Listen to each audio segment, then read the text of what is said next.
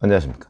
2024년 11월 15일 최병무의 팩트 시작하겠습니다. 자, 정치 브로커라고 하는 명태균 씨하고 명태균 씨한테 돈을 준 김영선 전 의원이 오늘 새벽 1시 15분쯤에 구속이 됐습니다. 이 두 사람의 혐의는 뭐 다 알려져 있다시피 2022년 8월부터 6월 보궐선거에 김영선 전 의원이 당선됐으니까 바로 그 2023년 11월까지, 그러니까 김영선을 국회의원 후보자로 추천하는 과정에서 김영선 회계 책임자였던 강혜경 씨를 통해서 7,600여만 원 이걸 주고받았다. 이게 정치자금법 위반이다. 정치자금은 후원회나 이 법에 정한 방법으로 받아야 되는데 그렇지 않았다. 이제 이런 얘기거든요. 뭐 구속 이유는 뭐 늘 그렇듯이 증거인멸 우려입니다. 명태균 씨의 경우는 이 공천거래라는 이 사안 자체가 중대하다 뭐 이런 걸로 보이고, 휴대전화 세대 폐기를 처남한테 부탁했다. 뭐 이건 이제 그동안에 나온 거고, 어제 영장실질심사에서 검찰이 추가로 꺼내놓은 거는 강혜경 씨가 국회 국정감사에 출석한 10월 21일부터 명태균 씨가 사흘 정도 차명 선불폰을 사용했다는 거죠. 남의 이름의 그 선불로 내고 휴대전화를 사용했다. 이게 뭐 전형적인 그 증거인멸 뭐 이런 거거든요. 그러니까 남의 휴대전화를 사용한 겁니다. 아마 그게 결정적이지 않았을까. 그러니까 물론 휴대전화 세대 폐기 뭐 이래서 증거인멸 혐의가 있다 하는 거고요. 김영선 전 의원은 이 뭐 사안에 관해서는 명태균 씨와 공유하는 측면이 있는데 그동안 언론 보도를 통해서는 증거인멸 우려에 대해서는 나온 게 없습니다. 그런데도 구속이 됐습니다. 이 김영선 씨 본인은 강혜경 씨한테 자기가 돈을 줬는데 강혜경 씨가 누구한테 줬는지는 난 모른다. 이거는 강혜경의 비리다. 이렇게 주장을 했는데 받아들여지지 않았다. 이런 거거든요. 자, 그리고 이제 4명이 구속영장 청구가 됐는데 고령군수에 출마했던 사람, 대구시의원에 출마했던 사람, 이 두 사람은 기각이 됐습니다.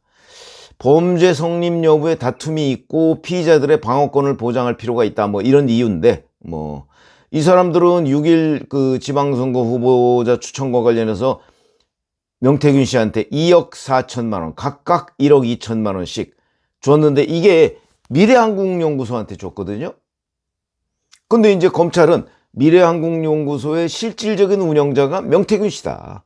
그러니까 명태균 씨한테 준 거나 마찬가지다. 그러니까 공천의 대가다. 본인들도 공천의 대가라고 진술을 하고 있고요.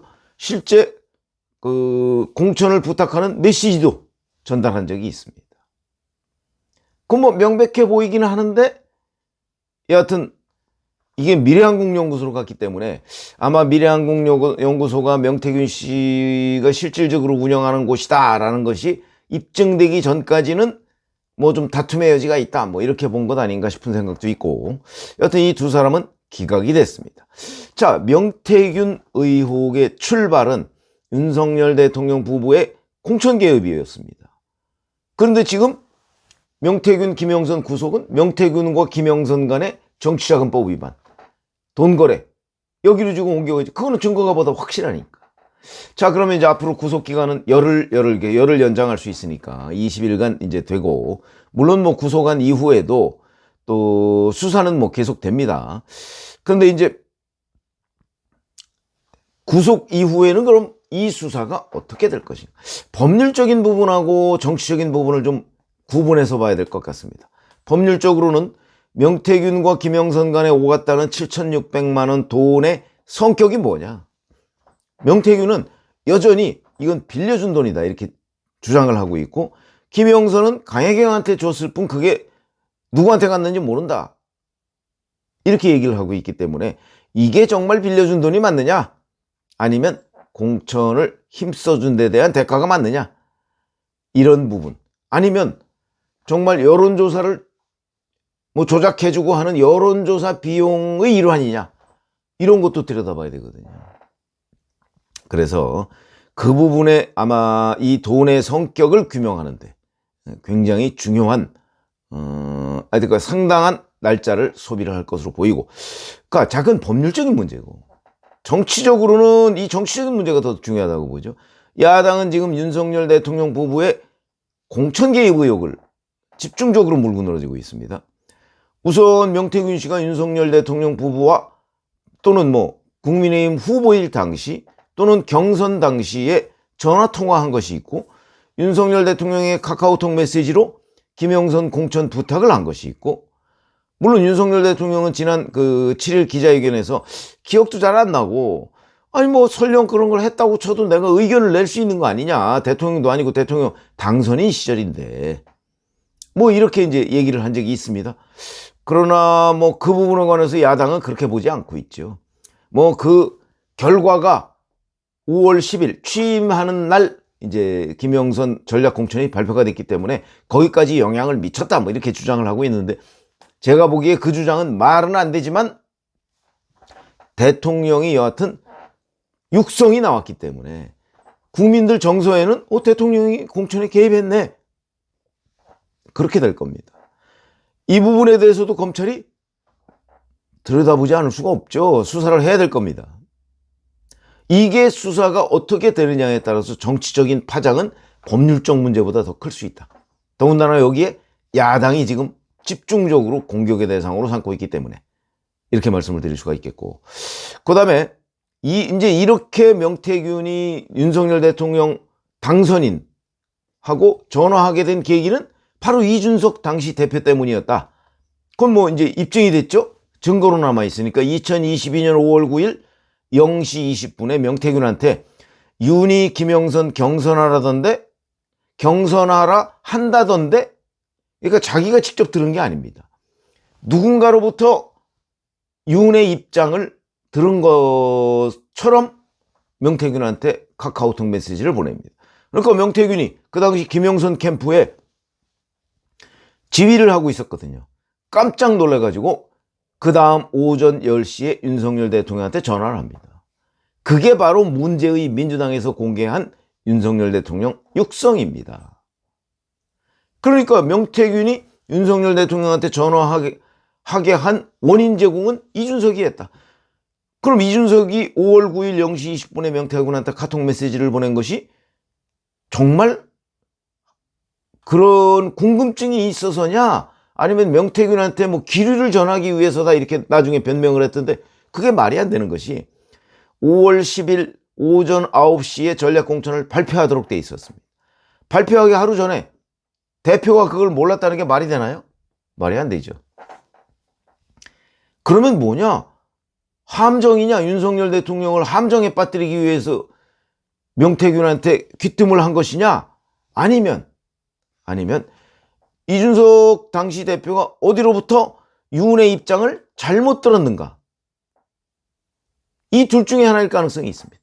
왜 그러냐면, 5월 10일 오전에 발표하도록 돼 있는데 5월 9일에 이거 0시 20분이니까 이제 5월 8일쯤에 들었을 텐데, 그때 경선하라고 윤이 누구한테 얘기했다라고 하면 그건 말이 안 되는 거죠. 경선을 어떻게 하루 만에 합니까? 그 정도는 알 사람인데 그걸 명태균한테 그대로 전했다? 그거는 잘못 들었거나 윤을 함정에 빠뜨리기 위한 일종의 공작적 패턴이다. 저는 둘 중에 하나라고 봅니다. 본인이 뭐라고 변명을 하든. 자, 그리고 나서 이준석 의원 어저께 외국 나갔다가 어제 귀국하면서 만약에 검찰에 불려가서 조사를 받게 된다면 윤석열 대통령의 공천 개입 사례, 이거 다 폭로하겠다, 이렇게 얘기를 하는데, 공천 개입 사례라는 것이 제가 보기에는 윤석열 대통령과 이준석 대표가 2022년 6월 그 보궐선거를 앞두고서 그때도 계속 삐그덕거렸죠. 아마 공천 개입을 했다고 쳐도 직접 하진 않았을 겁니다. 그럼 누군가를 통해서 전했을 텐데, 카더라죠. 그게 바로 이준석이 명태균한테 보낸 카카오톡 메시지. 똑같습니다, 구조가. 뭐라고 하던데 직접이 아니고 윤이 뭐라고 했다던데 이런 식이면 카더랍니다. 중간에 있는 사람이 부인해버리면 입증할 방법이 없습니다. 아마 검찰의 결론은 그쪽으로 날 가능성이 있다. 그리고 여담입니다만은 저는 대통령이 집권당 공천에 관여할 수 있어야 한다고 생각하고 실제 과거에 관여하지 않은 사람이 거의 없다. 이렇게 보시면 된다. 이게 눈 가리고 아웅이다. 아니 대통령이 자기 정당의 공천에 개입도 못합니까? 결정을 좌지우지할 수 있는 건 아닙니다. 왜? 대표가 있고 공천관리위원장이 있는데 그 사람이 안 들은 경우도 있습니다. 과거에 대통령이 부탁을 했는데 공천관리위원장이 그걸 그냥 뭉개버린 경우도 있습니다. 그럴 수 있죠. 그렇기 때문에 대통령의 입장이라는 것이 절대적이지 않다. 그게 무슨 행정조직처럼 지시하고 안 하면 징계하고 이런 관계가 아닙니다. 그렇기 때문에 대통령 입장에서 나도 그리고 이게 이제 2022년 그 공천과 관련해서 윤석열 대통령이 얘기했다는 건 대부분 5월 10일 윤석열 대통령 취임 바로 당일에 발표한 것이기 때문에 대통령이 아니고 당선인 신분이었을 겁니다. 그러니까 이게 위법 행위가 되느냐? 당선인 신분은 공무원이 아니니까. 저는 위법 행위가 안 된다고 보거든요.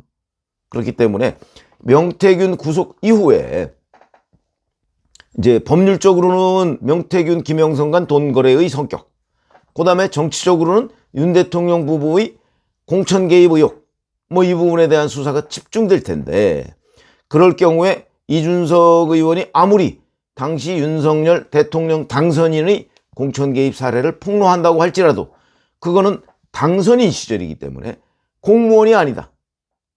그러니까 선거 공무원이 정치적 중립, 위법행위 성립하지 않을 것이다. 그런 것이고요. 설령 성립한다 하더라도 그건 지시가 아니다라는 윤 대통령 해명이 검찰에는 먹힐 가능성이 대단히 높다. 이렇게 봅니다. 물론 앞으로 조사를 어떻게 하느냐. 또 이준석 의원이 지금 기자들 앞에서는 큰 소리를 쳤지만 검찰에 불려가서 과연 그렇게 큰 소리를 칠 수가 있을까? 그것도 두고 봐야 되는 측면이고. 그래서 앞으로 명태균 구속 이후의 수사 방향은 정치적, 법률적 이런 식으로 파장을 좀 나눠서 분석할 필요가 있겠다. 이렇게 판단이 됩니다. 고맙습니다.